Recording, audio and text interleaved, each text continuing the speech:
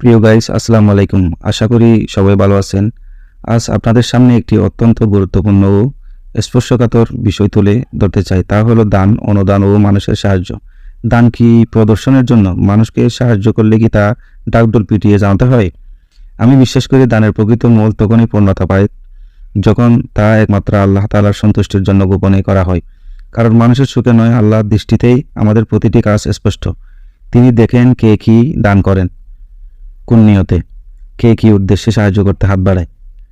গোপনে দান করা কোনো অপরাধ নয়, বরং তা ইখলাসের সর্বোচ্চ পরিচয়। যারা দানকে লোক দেখানোর বিষয় বানিয়ে ফেলে তারা হয়তো বাহবা পায়, কিন্তু যারা নিঃশব্দে সাহায্য করে তারা আল্লাহর কাছে মর্যাদা পায়। দুঃখের বিষয়, আজকাল কিছু মানুষ এই বিষয়টি নিয়ে একটু কথা বলে, প্রশ্ন তুলে কষ্ট দেয়, অথচ তারা বলে যায় হিসাব মানুষের কাছে নয়, হিসাব হবে আল্লাহর দরবারে। আমরা যদি সত্যি মানবতার পথে হাঁটতে চাই তাহলে দানের নিয়ত শুদ্ধ রাখতে হবে। অহংকার নয়, নম্রতা ধারণ করতে হবে। মানুষের কথা নয়, আল্লাহর সন্তুষ্টির জন্য হোক আমাদের একমাত্র লক্ষ্য।